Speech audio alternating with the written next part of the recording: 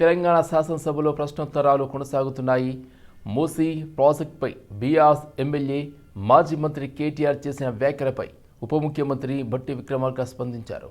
మురికి కూపంలో జీవిస్తున్న ప్రజల జీవన స్థితిగతులను మార్చాలని రాష్ట్ర ప్రభుత్వం సంకల్పించిందన్నారు. సామాజిక బాధ్యతతో ప్రభుత్వం ముందుకు వెళ్తుందని చెప్పుకొచ్చారు. అక్కడి ప్రజల జీవితాలు మారొద్దని మీరు అనుకుంటున్నారా? సలహాలు సూచనలు ఉంటే ఇవ్వండి. మీలాగా ప్రచార ఆర్భాటాలు చేసి వదిలేసే ప్రభుత్వం మాది కాదు అంటూ భట్టి కౌంటర్ ఇచ్చారు. మురికి కుప్పలోనే ఉండాలి, వాళ్ళ జీవన స్థితిగతులు మెరుగుపడొద్దని కోరుకోవాలి. ఇవన్నీ కోరుకునేటువంటి వాళ్ళు మీరు ఈ రకంగా మూసి ప్రక్షాళన అడ్డుపడతా ఉన్నారు. ఇది కరెక్ట్ కాదు అధ్యక్ష. ఇది ఒక మహాయజ్ఞం. ఈ యజ్ఞం చేసేటప్పుడు మనం ఇచ్చినటువంటి ప్రదేశంలో చాలా స్పష్టంగా చెప్పారు. వీళ్ళు ఏమడిగారు అధ్యక్ష, మూసీ నదిలోకి వచ్చే నాళాలని శుద్ధి చేసి పంపిస్తారా లేదా మళ్ళీ మురికి కోపం వస్తారంటే చాలా స్పష్టంగా ఆ రోజు ప్రజెంటేషన్లో చెప్పారు. మూసీ నదిలోకి వచ్చే ప్రతి నాళాకి ఎస్టీపీలు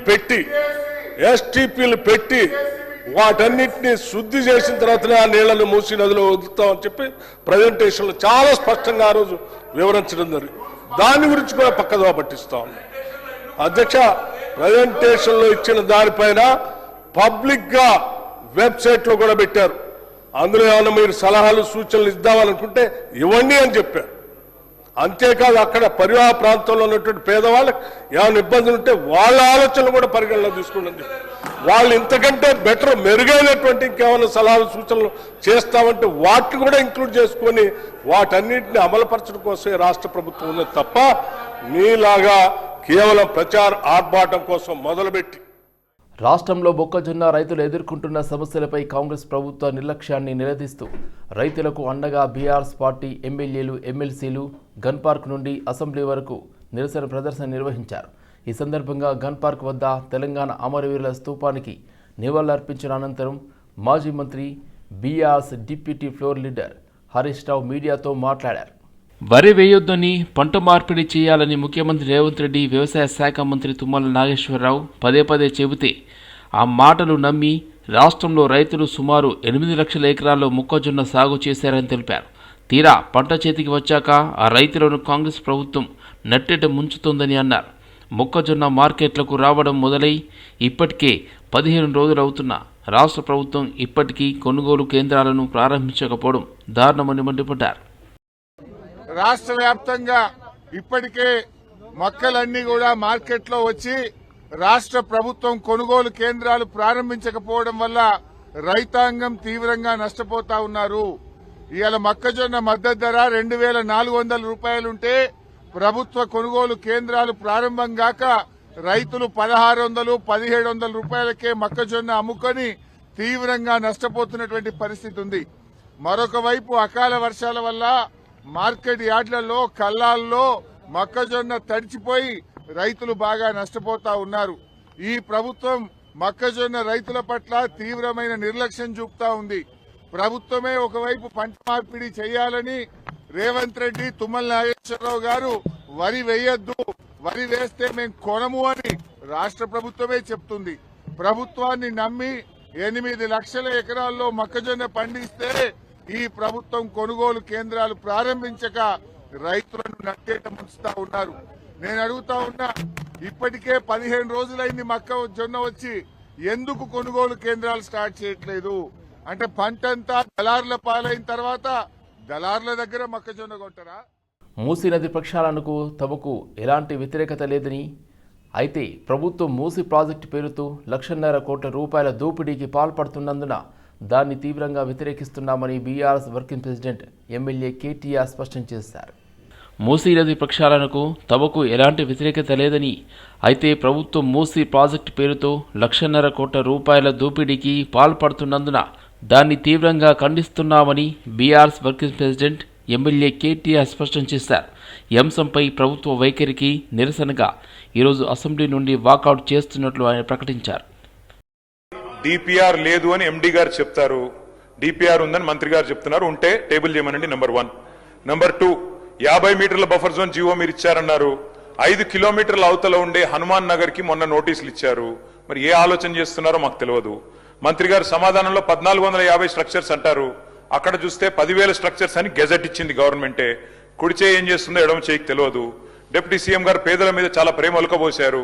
వెలుగుమట్లలో ఇల్లు కూడా వారే కూలగొట్టారు. మరి ఖమ్మం జిల్లాలో మీ కాన్స్టిట్యున్సీలు ఇల్లు కూలగొడితే కూడా మీకు తెలియదు. 3వ రోజు దాకా పత్తా లేరు. అధ్యక్ష, ఇంకొక మాట అధ్యక్ష, చాలా చెప్పారు ఇవాళ మంత్రి గారు. మాకు విచిత్రంగా అనిపిస్తుంది. మాకు అర్థమైంది ఏమంటే ప్రభుత్వం దగ్గర పైసలు లేవు, ప్రణాళిక లేవు. ఏడీబీ లోన్ ఇవ్వలేదు, ప్రణాళిక లేదు. కేవలం 1,50,000 కోట్ల దోపిడీకి మేము వ్యతిరేకం తప్ప మూసీకి వ్యతిరేకం కాదు. ఈ ప్రభుత్వ వైఖరికి నిరసనగా మేము వాకౌట్ చేస్తా ఉన్నాం అధ్యక్ష.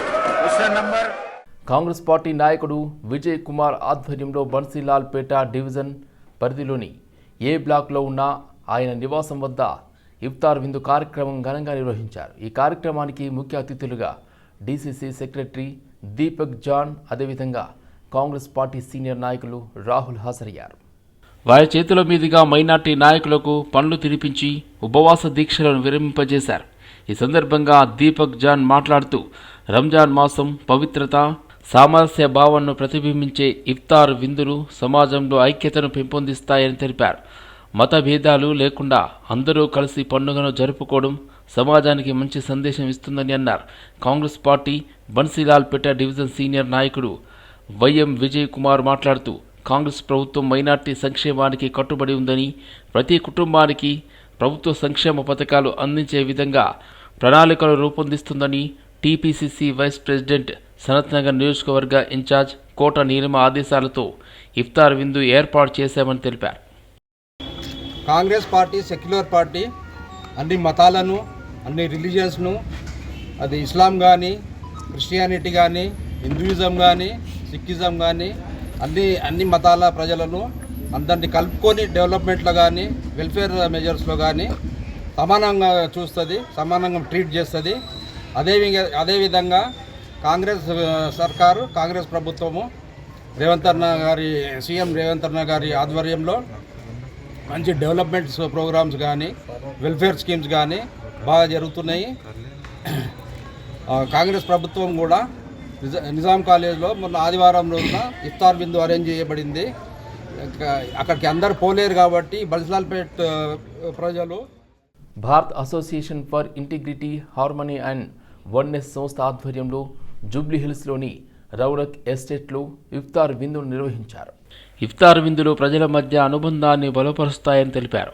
అతిథిగా హాజరైన మాజీ ఎంపీ మధుయష్కి గౌడ్ ప్రసంగిస్తూ తెలంగాణ భిన్న సంస్కృతుల సమ్మేళనంగా నిలుస్తుందని, ప్రజల ఐక్యతతో ముందుకు సాగాలని పిలుపునిచ్చారు. కొన్నేళ్ల నుంచి దేశంలో అధికారంలో ఉన్న బీజేపీ పార్టీ మతపరంగా విభజించి పరిపాలించే ప్రయత్నం చేస్తూ ఉంది. హైదరాబాద్ యొక్క కల్చర్ ఏంటంటే మేము చిన్నప్పటి నుంచి కూడా జంగిర్పూడి దర్గా పోతుంటే ఊట కూడా పోతుంటుంది. ఇక్కడ హిందూ గంగా జమున తైజీవ్ అని అంటూ ఉంటాం. సో హిందూ ముస్లింల యొక్క క్రిస్టియన్, ఇక్కడ సిక్ వాళ్ళు కూడా ఉంటారు.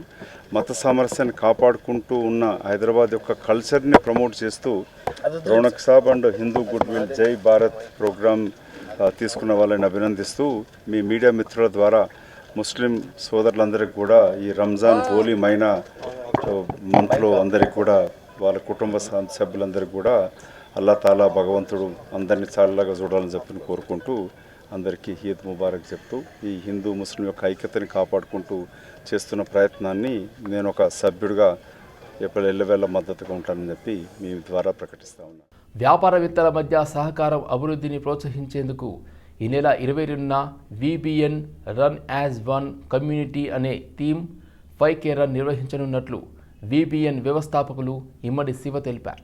బంజారాహిల్స్లోని తాజ్ డెక్కన్ హోటల్లో నిర్వహించిన కార్యక్రమంలో ఆయన VBN ప్రతినిధులతో కలిసి రన్ పోస్టర్ను ఆవిష్కరించారు. అనంతరం ఆయన మాట్లాడుతూ ఈ నెల 22న జలవిహార్ నుండి 5K రన్ అత్యంత అట్టహాసంగా నిర్వహించనున్నట్లు ఆయన వెల్లడించారు. ఆరోగ్యకరమైన జీవనశైలి, బలమైన వ్యాపారవేత్తలను, బలమైన బంధాలు, బలమైన వ్యాపార వ్యవస్థలను ప్రోత్సహించేందుకు ఈ రన్ను నిర్వహిస్తున్నట్లు ఆయన వెల్లడించారు. ఫిట్నెస్ కోసం, కమ్యూనిటీ కోసం, మరింత వ్యాపారం కోసం, నెట్వర్క్ కోసం పరిగెత్తాలనే ఎజెండాతో ఈ కార్యక్రమాన్ని నిర్వహిస్తున్నట్లు ఆయన తెలిపారు. సో మా 10th ఇయర్ సెలబ్రేషన్స్ను పురస్కరించుకొని VBN తరఫున ఒక 5K రన్ నిర్వహించడం జరుగుతుంది మా బ్యానర్లో. సో ఈ రన్ యొక్క ముఖ్య ఉద్దేశం ఏంటంటే ఫిట్నెస్ మీన్స్ మోర్ బిజినెస్ అని మా VBN నెట్వర్క్లో దాదాపుగా ఒక 300 మెంబర్స్ అండ్ ఒక 7 చాప్టర్స్ అందరూ కూడా ఈ రన్లో పాల్గొని కలిసి వ్యాపారం చేసుకోవడంతో పాటు కలిసి ఫిట్నెస్ కూడా ఉండాలి, ప్రతి ఒక్కరికి హెల్త్ అవగాహన పెరగాలి. దాంతోపాటు మన స్టేట్ గవర్నమెంట్ రీసెంట్గా VBN 5K Run 2026 which will take place on March 22nd, 2026 at Jalabihar, Hyderabad. ఈ కార్యక్రమం కేవలం ఒక రన్ మాత్రమే కాదు, ఇది ఆంటర్ప్రీనర్స్, ఫ్యామిలీస్ మరియు కమ్యూనిటీ మెంబర్స్ అందరినీ ఒక వేదికపై తీసుకురావడానికి రూపొందించిన ఒక community initiative. At VBN we strongly believe in one powerful message: fitness means more business. ఆరోగ్యంగా ఉండే వ్యాపారవేత్తలు స్ట్రాంగ్ బిజినెస్, స్ట్రాంగ్ రిలేషన్షిప్ మరియు స్ట్రాంగ్ నెట్వర్క్స్ని నిర్మించగలరని భావిస్తాము. ఈ కార్యక్రమం యొక్క భావన 4 సరళమైన లైన్స్లో చెప్పడానికి ప్రయత్నిస్తున్నాను. Run for fitness, run for community, run for more business, run for network, because network is network. Thungathurthi MLA మందుల శ్యామల్ హిందుత్వాన్ని కించపరిచేలా చేసిన వ్యాఖ్యలు ప్రజాస్వామ్యానికి విరుద్ధమని వెంటనే ఆయన శాసనసభ్యత్వాన్ని రద్దు చేసి భారతీయ శిక్షణ స్మృతి సెక్షన్లు 153A, 295A తదితర చట్టాల ప్రకారం కేసు నమోదు చేసి చట్టపరమైన చర్యలు తీసుకోవాలని విహెచ్పి డిమాండ్ చేసింది. కోటి విహెచ్పి కార్యాలయంలో ఏర్పాటు చేసిన సమావేశంలో విహెచ్పి ప్రాంత ఉపాధ్యక్షులు సునీత రామ్మోహన్ రెడ్డి, అదేవిధంగా ప్రాంత సహ కార్యదర్శి చింతల వెంకన్న మాట్లాడుతూ తుంగతుర్తి నియోజకవర్గానికి చెందిన ఎమ్మెల్యే శ్రీ మందుల శ్యామల్ ఇటీవల ప్రజావేదికపై చేసిన వ్యాఖ్యలు హిందూ సమాజాన్ని తీవ్రంగా అవమానించే విధంగా ఉండటమే కాకుండా సమాజంలో కులాల మధ్య విద్వేషాలు రెచ్చగొట్టేలా ఉన్నాయని దృష్టికి వచ్చిందని తెలిపారు. నేను డాక్టర్ సునీత రామ్మోహన్ రెడ్డి, విశ్వ హిందూ పరిషత్ ప్రాంత ఉపాధ్యక్షుడు. గత 4 రోజులుగా జరుగుతున్నటువంటి వివాదం, గాంధీ భవన్ సాక్షిగా మరి కవంపల్లి సత్యనారాయణ గారి ప్రమాణ స్వీకారంలో మందుల శామ్యుల్ గారు మాట్లాడినటువంటి వివాదం, హిందుత్వాన్ని, ఒక వేదఘోషని, అలాగే బ్రాహ్మణోత్తముల్ని కించపరిచినటువంటి దౌర్భాగ్యాన్ని ఖండిస్తూ మాట్లాడుతున్నటువంటిది. ముఖ్యంగా ఆయన శామ్యుల్ అంటేనే క్రిస్టియన్గా ఉన్నటువంటి వాడు మరి ఎస్సీ సర్టిఫికేట్ మీద ప్రజాప్రతినిధిగా ఎలా నిలబడ్డాడు, ఎలా గెలిచాడు, ఎలా మాట్లాడుతున్నాడు, మొదటి పాయింట్. ఇక రెండవది, ఇప్పుడు ఈ విషయంలోనైనా ప్రభుత్వం కాస్త తగు చర్యలు తీసుకొని ఆ సర్టిఫికేట్లను వెరిఫై చేసి ఇమ్మీడియట్గా ఆయన్ని సస్పెండ్ చేయాలి. ఆయన ఇదే సర్టిఫికేట్ ఉందో ఆ సర్టిఫికేట్ మీద తర్వాతి కార్యక్రమాల్లో ఆయన ప్రజాప్రతినిధిగా నిలబడవచ్చు. ఇక రెండవది, భారతదేశాన్ని తిట్టినా కూర్చోవడానికి ఇక్కడే వస్తూ ఆయన ఏదో బుద్ధిమంతుడిలాగా ఆయన ఏం చేయలేదు అనడం, మాట్లాడడం మాత్రం ఇది ఎవరికీ సరైనటువంటిది కాదు. ఇక మూడవది, బ్రాహ్మణోత్తములు ఇచ్చేటువంటి ఆశీర్వచనంలో తప్పులు వెతికేటువంటి ఏదైతే విష పరిణామం ఉందో అది కరెక్ట్. ఏకపక్షంగా ఎస్సీ వర్గీకరణ చేపట్టి మాలలకు రోస్టర్ పాయింట్లతో విద్య, ఉద్యోగ అవకాశాలను శాశ్వతంగా దూరం చేసేందుకు ముఖ్యమంత్రి రేవంత్ రెడ్డి కుట్ర చేస్తున్నారని ది నేషనల్ అంబేద్కర్ సేన జాతీయ అధ్యక్షుడు మన్నె శ్రీధర్ రావు ఆరోపించారు. హైదరాబాద్ బషీర్బాగ్ ప్రెస్ క్లబ్లో ఏర్పాటు చేసిన సమావేశంలో శ్రీధర్ మాట్లాడారు. అసెంబ్లీ సమావేశాల్లో రోస్టర్ విధానాన్ని రద్దు చేసేలా ఎమ్మెల్యేలు చర్చ చేయాలని డిమాండ్ చేశారు. చేవెళ్ల డిక్లరేషన్ ద్వారా ఎస్సీ రిజర్వేషన్లను 15% నుండి 22%కి పెంచాలని డిమాండ్ చేశారు. మాలల పట్ల ముఖ్యమంత్రి వైఖరికి నిరసనగా అసెంబ్లీ ముట్టడికి బయలుదేరారు. సమావేశ అనంతరం అసెంబ్లీ ముట్టడికి వెళ్లేందుకు ప్రయత్నించిన నాయకులను పోలీసులు అడ్డుకున్నారు.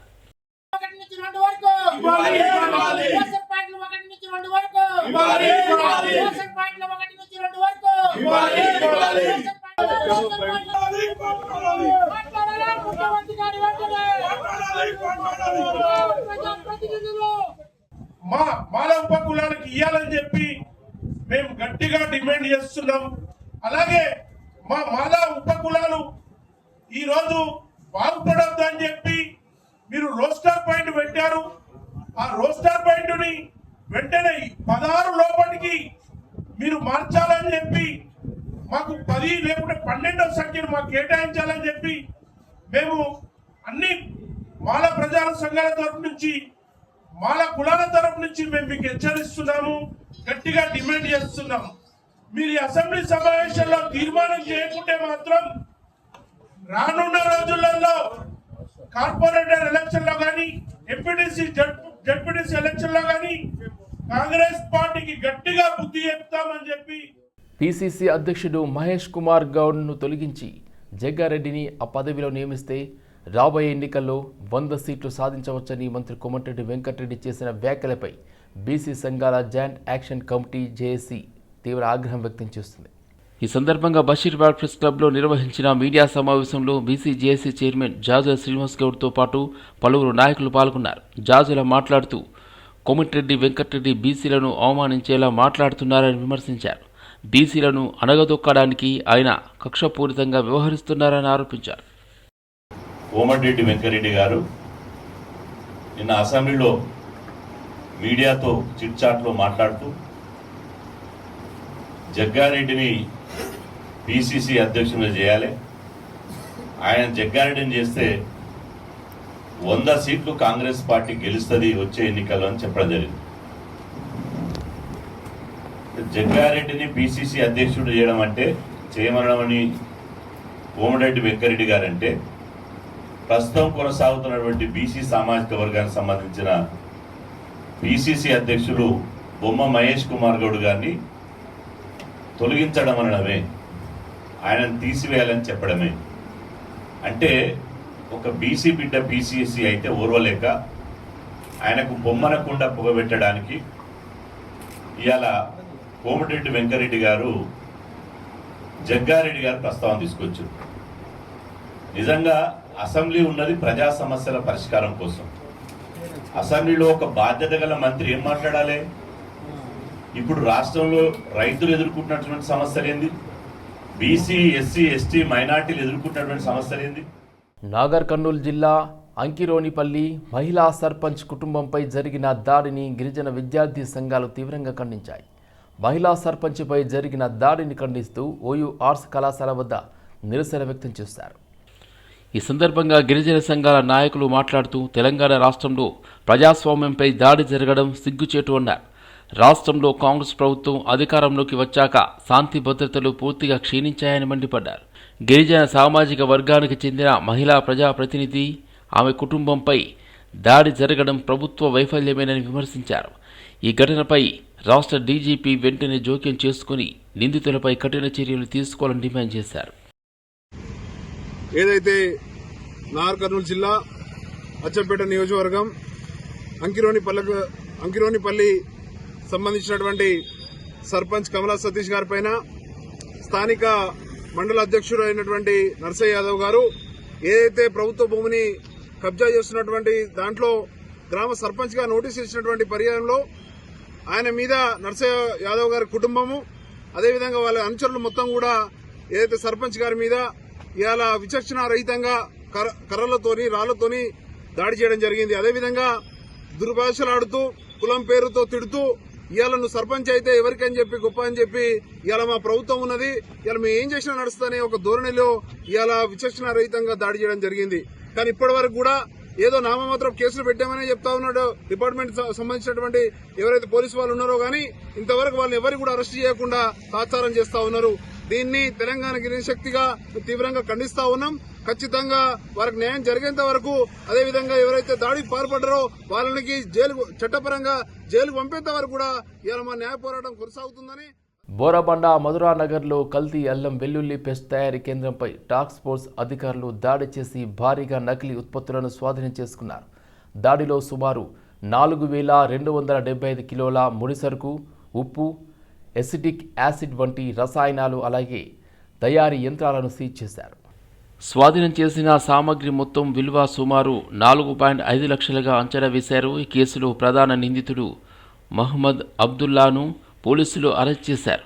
ప్రాథమిక విచారణలో ఈ నకిలీ పేస్ట్ను నగరంలోని హోటల్స్, దుకాణాలు మరియు క్యాటరింగ్ వ్యాపారులకు సరఫరా చేస్తూ అక్రమ లాభాలు పొందుతున్నట్లు వెల్లడైంది.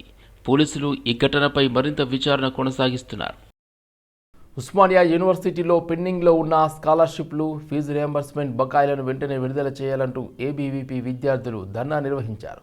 విద్యార్థులు ప్రభుత్వంపై తీవ్ర ఆగ్రహం వ్యక్తం చేస్తూ ఫీజు రియంబర్స్మెంట్ డబ్బులు వెంటనే విడుదల చేయాలని డిమాండ్ చేశారు.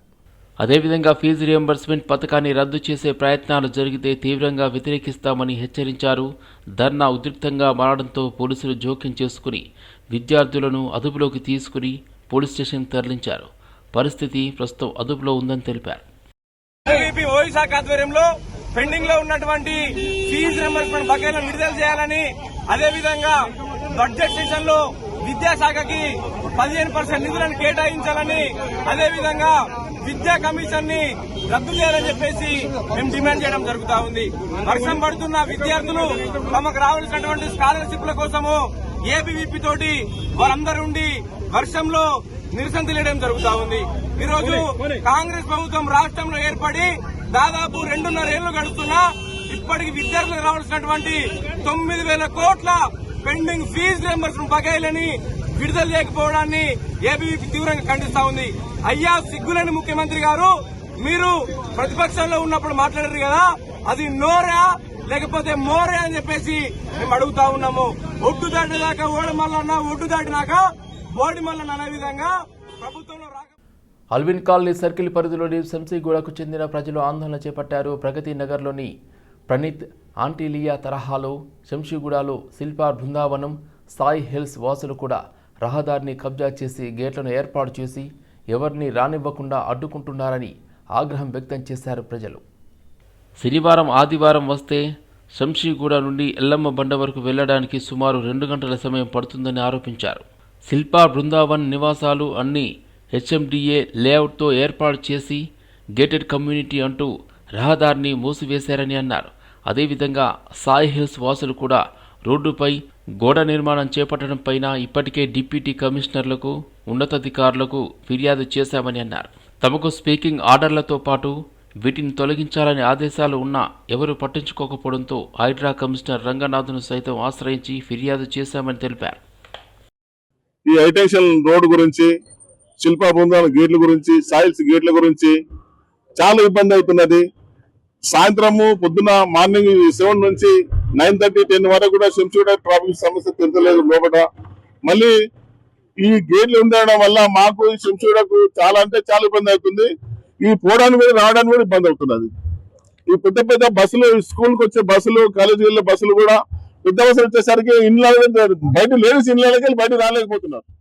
బాలానగర్ పోలీస్ స్టేషన్ పరిధిలో 99 రోజుల ప్రజాపాలన కార్యక్రమంలో భాగంగా విజన్ మోడల్ హై స్కూల్లో పోలీసులు డ్రగ్స్పై విద్యార్థులకు అవగాహన కార్యక్రమం నిర్వహించారు.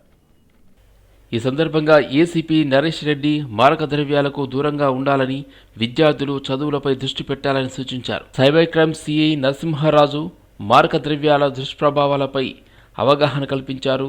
ట్రాఫిక్ సిఐ శ్రీనివాస్ హెల్మెట్ వినియోగం ప్రాముఖ్యతను వివరించారు. కార్యక్రమంలో ఉపాధ్యాయులు, విద్యార్థులు పెద్ద సంఖ్యలో పాల్గొన్నారు. పోరాటంలో క్రియాశీల భాగస్వామిని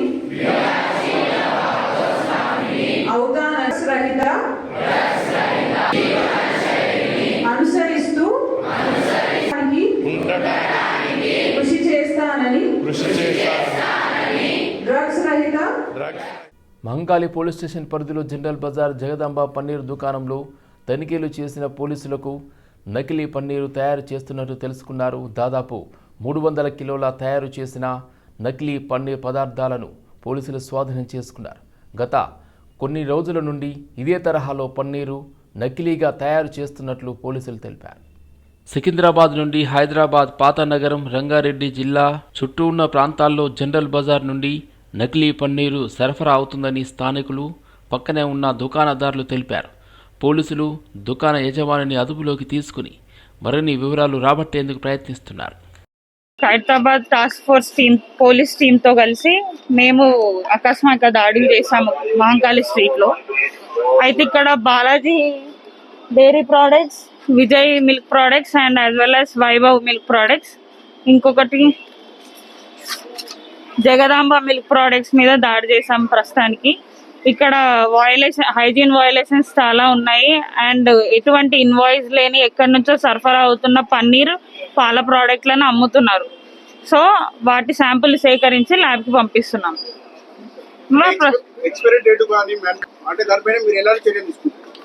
ఇప్పుడు శాంపుల్ తీసుకెళ్ళి తర్వాత చర్యలు తీసుకుంటాం. గతంలో టాస్క్ ఫోర్స్ అధికారులు కానీ మీరు మేడం వీటిని వాడడం వల్ల